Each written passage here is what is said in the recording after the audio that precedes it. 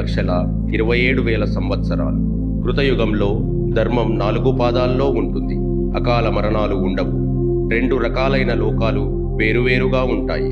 అవే సురలోకం, అసురలోకం. మంచి చెడు విభిన్న లోకాలలో ఉండి ధర్మంపై అధర్మం ఆధిపత్యం కోసం చేసిన పోరాట సంఘర్షణే ఈ యుగం.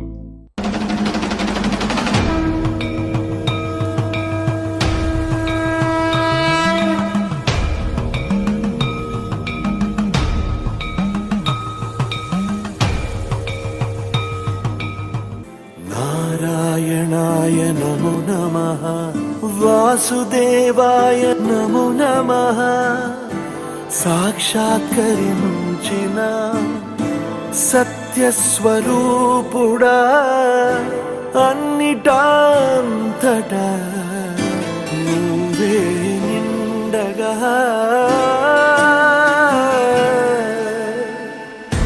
గరిమలగిమలుగా నువ్వే, కనులెదుట మహిమగా నువ్వే. జన్మ సాఫల్యము పొందా నిన్ను చూడగా. మేఘమంచులా దాటేసా సంద్ర గర్భము నీ దేశ. అవధులనధిగమించేసా నిన్ను చూడగా. గోవింద మాధవ జయ జయ, ఈ జగతికి మూలం నీ దయ. నీ దర్శనముంది వెలిగిన జ్యోతి మనసున చిన్మయ. పరమాణువు రూపం విశ్వాకారం నిండుగా నిండెనయ్యా. ఓం నమో భగవతే వాసుదేవాయ నమః. ఓం నమో భగవతే వాసుదేవాయ నమః. ఓం నమో భగవతే వాసుదేవాయ నమః.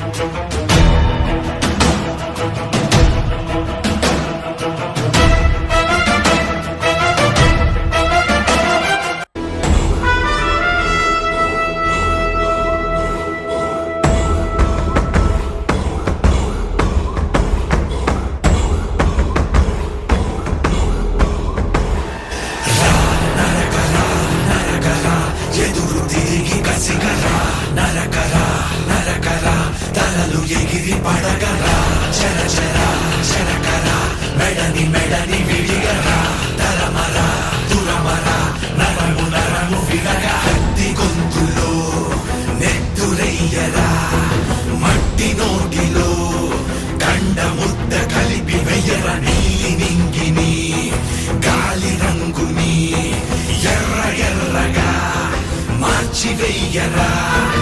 ఆయుధానికే ఆయుధానివై ఆయువుల్ని తీసి చేసుకోర చావు జాతరా. నరకరా నరకరా ఎదురు తిరిగి కసిగరా. నరకరా నరకరా తలలు ఎగిరి పడగరా. చర చర చరకరా మెడని మెడని విడిగరా. తరమరా తురమరా నరము నరము విడగరా. ఎప్పుడు ధర్మానికి హాని కలిగి అధర్మం పెరుగుతుందో అప్పుడు నేను అవతరిస్తాను. సజ్జనులను రక్షించడానికి, దుష్టులను శిక్షించడానికి, ధర్మాన్ని స్థాపించడానికి నేను ప్రతి యుగంలోనూ జన్మిస్తాను. చతుర్యుగాలలో 2వ యుగం త్రేతాయుగం. శ్రీరామ అవతారంతో ఈ యుగం ప్రారంభమవుతుంది. ఈ యుగ కాల ప్రమాణం 12,96,000 సంవత్సరాలు. ఈ యుగంలో దేవతలు, రాక్షసులు ఒకే లోకంలో ఉండేవారు. మనుషులు, మహర్షులు, దేవతలు ఒకరితో ఒకరు ప్రత్యక్షంగా సంభాషించుకునేవారు. ధర్మ అధర్మాలు అయిన రామరాజ్యం, రావణరాజ్యం ఒకే లోకంలో ఉండేవి. ధర్మంపై అధర్మం ఆధిపత్యం కోసం చేసిన పోరాట సంఘర్షణే ఈ యుగం.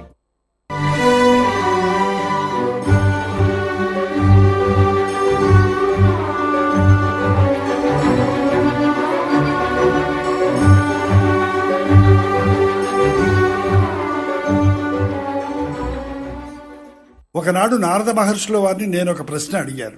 ఎవడున్నాడీ లోకంలో ఇది వరకెరుగని వాడు, ఎవడున్నాడీ కాలంలో సరియగు నడబడివాడు, నిత్యము సత్యము పలికేవాడు, నిరతము ధర్మము నిలిపేవాడు, చేసిన మేలు మరువనివాడు, సూర్యుని వలెనే వెలిగేవాడు, ఎల్లరికీ చలసల్లనివాడు, ఎదనిండా దయగలవాడు, ఎవడు ఎవడు ఎవడు.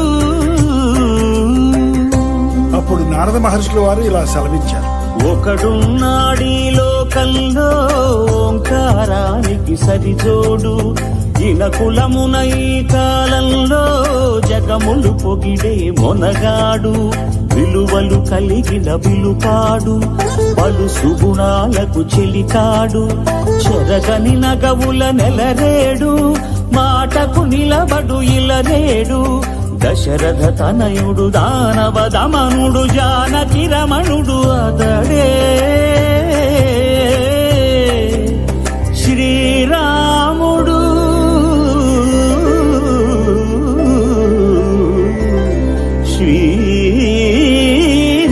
శ్రీరాముడు.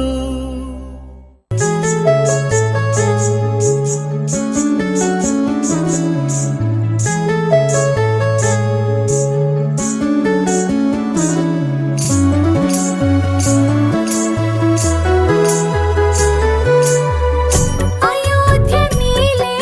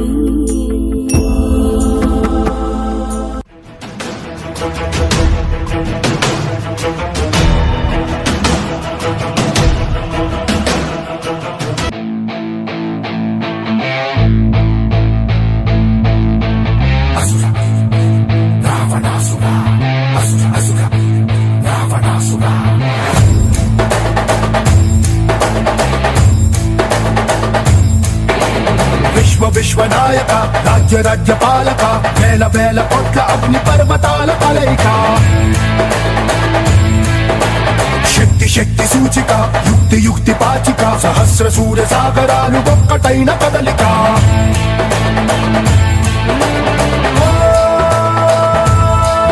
ఏకవీర శూర క్రూర కుమార నిరంకుశంగా దూకుతున్న దానవేశ్వర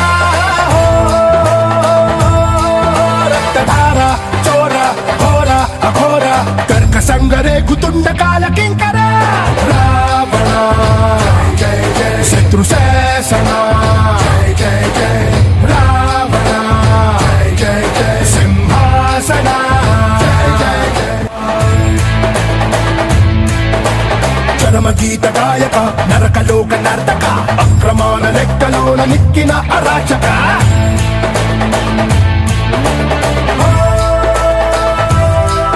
అహంకార హార భార కిశోర నరాలు నోగు పాములైన నిర్భయేశ్వర తిరస్కార తీర నేర కుటీర కణము కణము రణములైన కపాలేశ్వర రావణ జయ జయ శత్రు శాసన జయ జయ జయ రావణ జయ జయ సింహాసన జయ జయ జయ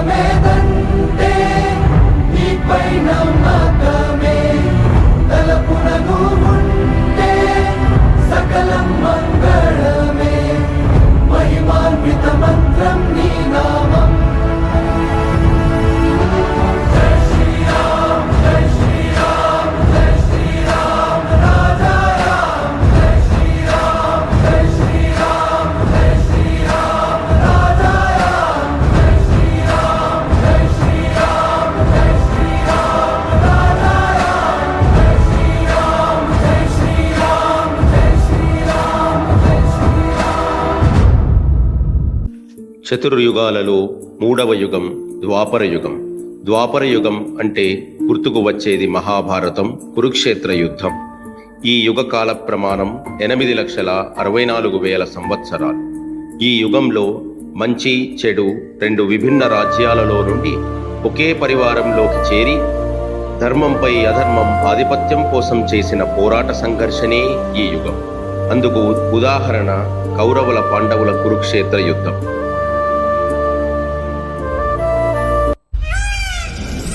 न्यायदाहि धर्मस्य ग्लानिर्भवति भारत संयुत्थानमधर्मस्य तदात्मानं सृजाम्यहम् परिज्ञानाय साधूनां विनाशाय च दुष्कृताम् धर्मसंस्थापनार्थाय सम्भवामि युगे युगे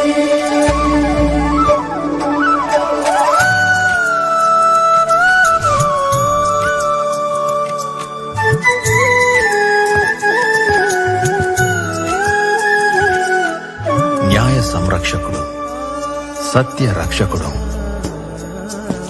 ధర్మరాజు యుధిష్ఠిరుడు.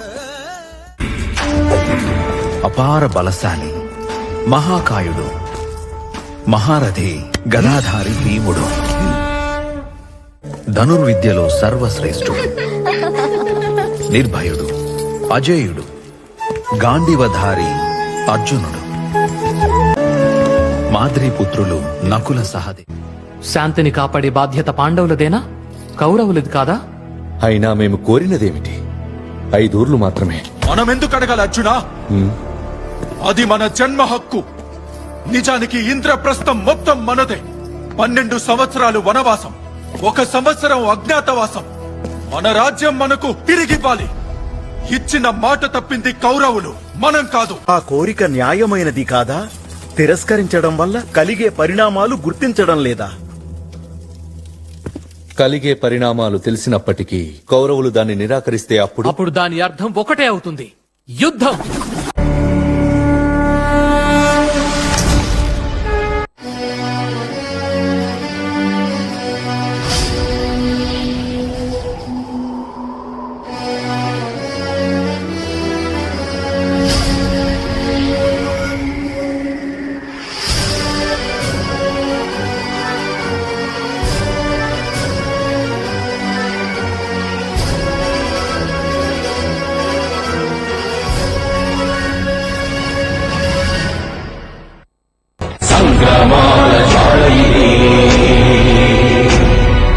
విశ్వకళ్యాణ సూత్రీదే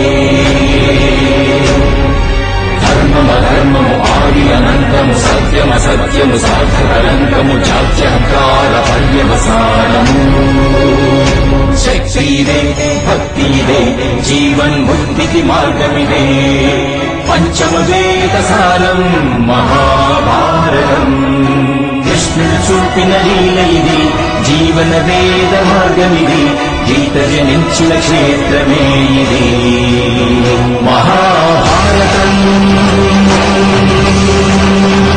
మహాభారతం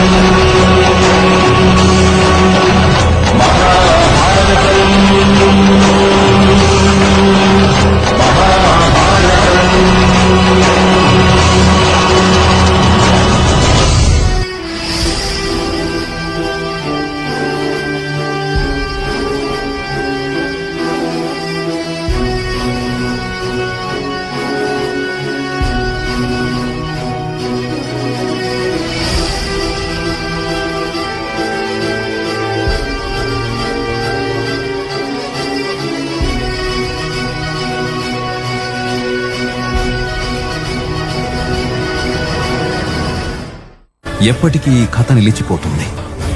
నేనుంటాను, నా వాక్కు ఉంటుంది. అన్యాయానికి వ్యతిరేకంగా జరిగే పోరాటంలో నేను ఎప్పటికీ తోడుంటాను. ఎక్కడ ధర్మం ఉంటుందో అక్కడ నేనుంటాను. నేనున్న చోట విజయం ఉంటుంది. చతుర్యుగాలలో చివరి యుగం కలియుగం. శ్రీకృష్ణుడు భూలోకాన్ని విడిచిన తరువాతే కలియుగం ప్రారంభమవుతుంది. ఈ యుగ కాల ప్రమాణం 4,32,000 సంవత్సరాలు. ఈ యుగ ధర్మం ప్రకారం మనిషిలో ఈర్ష్య, అసూయ పెరిగి సత్యం, ధర్మం క్షీణించి జాతి, మత, కుల భేదాలు కలిగి ఒకే మనిషిలో ధర్మ అధర్మాల మధ్య సంఘర్షణ ఉండటం ఈ యుగ లక్షణం.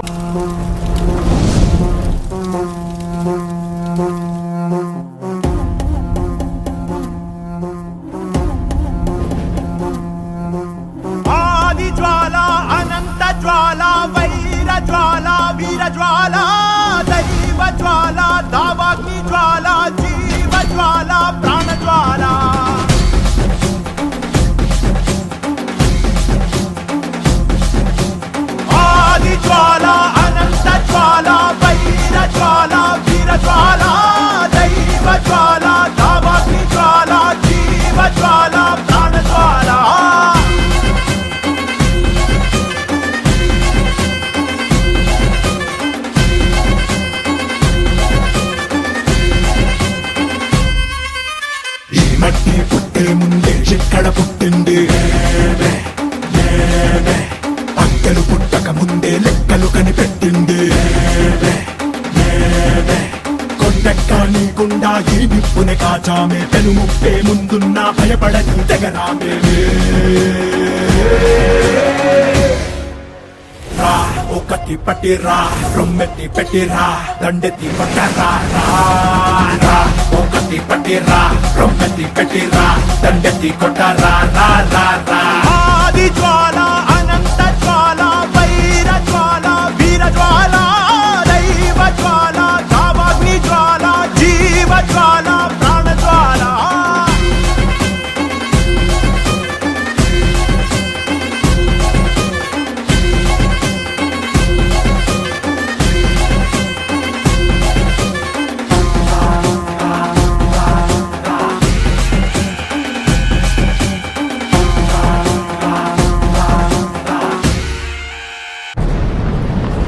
ఎగసిపడే అగ్గి జలం మీద పడే కొండ బిలం దాటగల గుండె బలం మనకి ఓవరం మొరటుతనం మొండి ఘటం ఎరుగమట ఏకపటం నిప్పులతో చెలగాటం మనకి సంబరం అగ్గి శక వాయు శక నీటి శక రాతి శక ఒక్కటిగా ఎదురైన బెదురు ఎరుగమే అగ్ని కణం వీర గుణం అణువణువు బతుకురణం ఆయుధమై అని చేసే ఆట విపులమే ఒకటి పట్టిరా రొమ్మెత్తి పెట్టిరా దండెత్తి కొట్టరా ఒకటి పట్టిరా రొమ్మెత్తి పెట్టిరా దండెత్తి కొట్టరా ఆది జ్వాల అనంత జ్వాల వైర జ్వాల వీర జ్వాల దైవ జ్వాల నవాటి జ్వాల జీవ జ్వాల ప్రాణ జ్వాల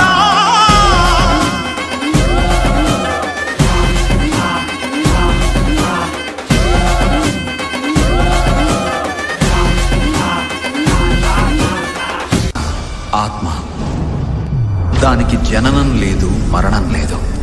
అప్పుడే జన్మించిన శిశువులో ఎంత ప్రకాశవంతంగా ఉంటుందో వృద్ధుడి శరీరంలో కూడా అంతే ప్రకాశిస్తుంది.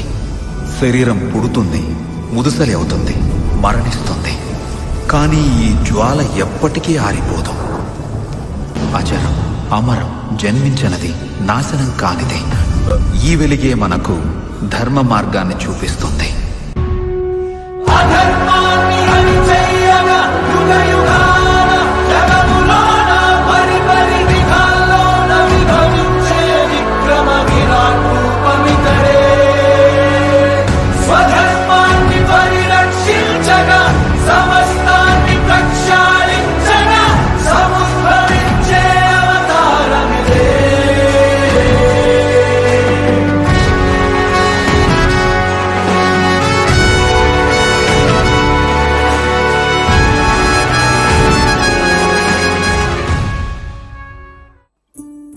యదా యదా హి ధర్మస్య గ్లానిర్భవతి భారత అభ్యుత్థానమధర్మస్య తదాత్మానం సృజామ్యహం పరిత్రాణాయ సాధూనాం వినాశాయ చ దుష్కృతాం ధర్మ సంస్థాపనార్థాయ సంభవామి యుగే యుగే.